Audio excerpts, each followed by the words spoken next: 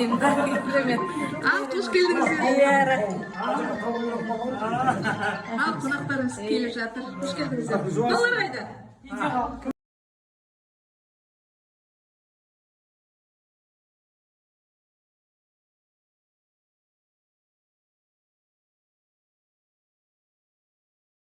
Өсіп тұрған.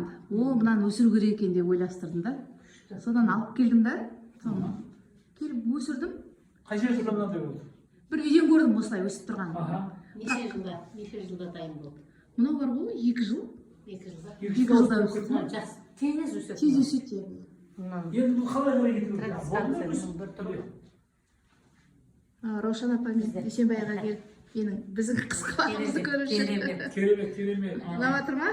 Мынау былай қарай кеткен, көрдіңіз бе? Мынау деген мына жоғарыдан келген, мына түрі ары қарай кетіп баратыр да.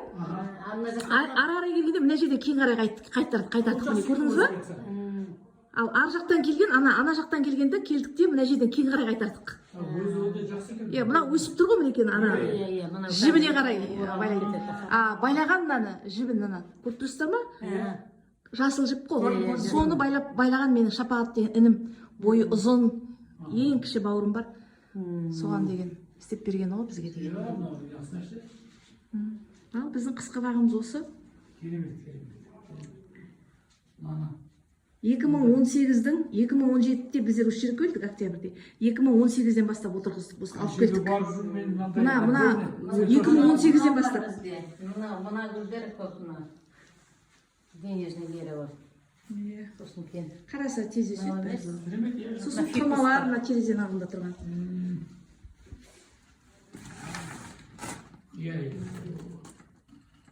Мынау орында. Пашақтан шығарылған. Мынандай гүл ғой, мына жаңа өсіп тұрған. Осы ғой кететін дейін. Ал өзің қарайсың да? Өзім қарайым.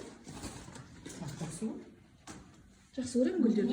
Немен қоректендіресің? Не нәрсен? Қандай витаминдер? Әртүрлі өздерінің. Неден да?